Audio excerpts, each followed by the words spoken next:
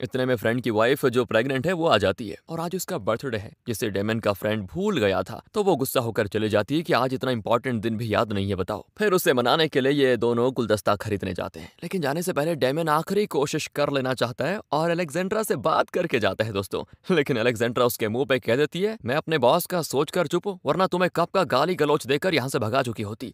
यहाँ से रात में डेमन आती जाती लड़कियों को बिल्कुल टीज करते हुए जाता है और इसी धुन में चलते चलते वो एक खंबे से टकरा कर गिर जाता है। फिर क्या था, उसका फ्रेंड तुरंत एम्बुलेंस को कॉल करता है और जब डेमन को थोड़ा होश आता है तो उसके फ्रेंड के साथ एक औरत भी होती है जो उसे जगाने की कोशिश कर रही थी। डेमन देखता है कि उसके फ्रेंड ने दूसरा ही कोई स्कार्फ पहना हुआ है। वो औरत पूछती है इसे हुआ क्या था, तो डेमन का फ्रेंड कहता है कि हम दोनों चुपचाप अपने रास्ते से जा रहे थे मैडम जी, तब दो लड़कियां सामने आ गई और हमें टीज करके हमारा पीछा करने लगी। हम उनसे बचकर भाग रहे थे कि ये खंबे से टकरा कर गिर गया। अब डेमन तो हंसने लग जाता है कि मेरा फ्रेंड पक्का इस औरत को इम्प्रेस करने के लिए कोई मजाक कर रहा है। फिर ये दोनों यानी कि डेमन और उसका फ्रेंड अपने अपने घर चले जाते हैं। डेमन का फ्रेंड उसके गाल पे बहुत ही प्यार से पप्पी देकर उसे बाय कहकर अपने घर के अंदर जाता है और डेमन चौंक जाता है, इसको हो क्या गया, पप्पी दे रहा है, अचानक ये औरतों जैसी हरकतें क्यों कर रहा है। तो डेमन अपने घर के अंदर चला जाता है दोस्तों और अगली सुबह वो अपने ऑफिस जाने के लिए रेडी होता है, लेकिन उसकी अलमारी में उसका एक भी ड्रेस नहीं होता, बल्कि औरतों के लिए बनी स्कर्ट शॉर्ट्स वगैरह होते हैं। वो फिर चौंक जाता है और सोचता है कि कहीं घर की सफाई करने वाली औरत ने अपने कपड़े तो नहीं रख दिए यहाँ पे। खैर उनमें से वो एक टी शर्ट और पैंट पहनकर ऑफिस के लिए